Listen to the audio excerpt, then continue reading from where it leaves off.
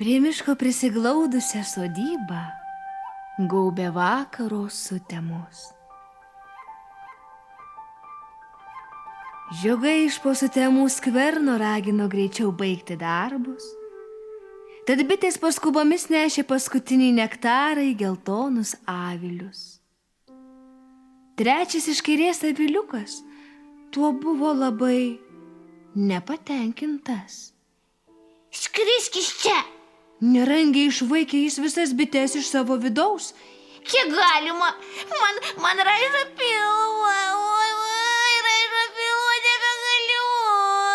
Sulig tai žodžiais, stenėdamas ištraukė savo kojas iš žemės, priekinės, galines ir nuturseno tiesiai miško tankmę. Bitės taip ir liko nesupratusios, kas įvyko.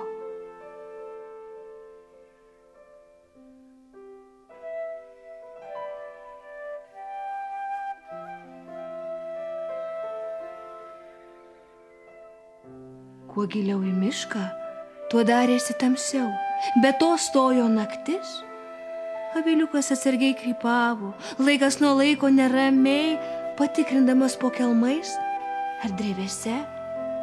Jam vis atrodė, kad aplink visur byzgia, todėl nepastebėjo tolumoje tarp medžių šmėžuojančių kvadratinių šešėlių. Danguje ėmė dūksti įsižiebusios žvaigždės. Ten turbūt irgi bitės. Nusipurtė aviliukas. O šitas visai kitokios. Panašios į apuą. Ta akimirką sustingo supratęs, kad žiūri nebe į dangų, o į dvi priešais spingsinčias akis. Išsigandęs aviliukas užkliuvo už sutrešusio kelmo, skaudžiai susitrenkė šoną, bet prikandęs lūpą nulapseno tolyn. Netrukus medžiai ėmė retėti, įsižiebė daugiau šviesų, pamažu mišką pakeitė miestas. Aviliukas girgždėjo plačia gatve. Nebuvo girdėti nemenkiausio bykstelėjimo ir nors pilve net keista, tapo lengva kaip niekad. Jis jau kone ilgėjosi bičių.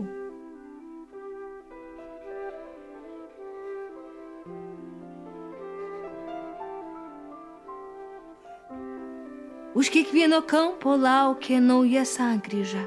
Viskas kartojosi, panašėjo. Galų gale aviliukas sustojo po atsitiktinę palangę ir iš nuovargio užparpė.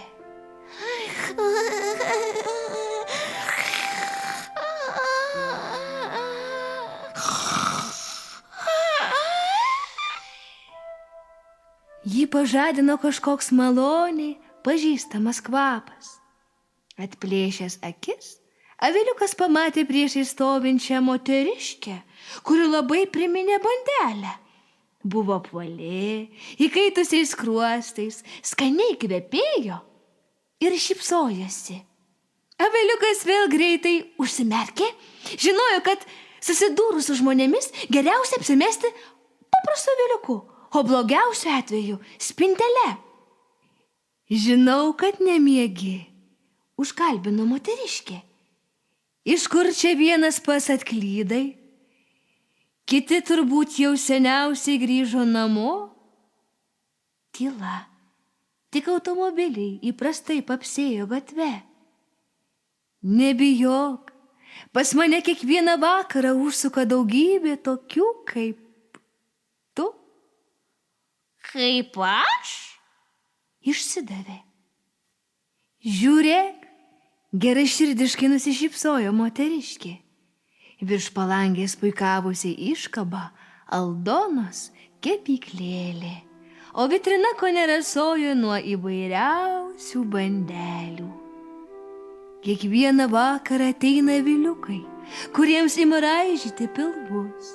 Tada aš per naktį kepu bandeles su medumi visiems miesto vaikams, kad iš ryto jau būtų karštos ir puikiai derėtų su šaltu pienu.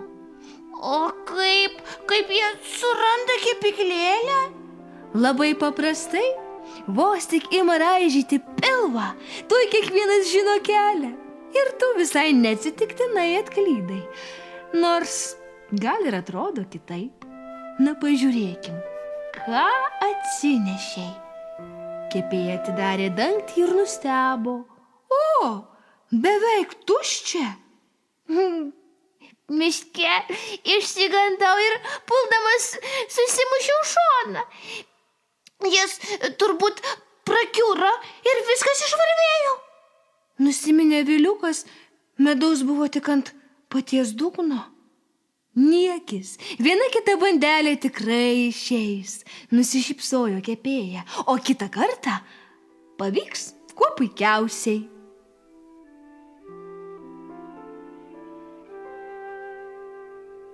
Ta diena kai kurie smaližiai buvo truputį paniurę, nes bandelių su medumi visiems neužteko. O naktį išvarvėjęs medus dabar kuo puikiausiai rodė Viliukui kelią namo. Ir jis plačiai nusidriekusiu taku skubėjo į sodybą. Iki kito karto, kol vėl ims raižyti pilvuką.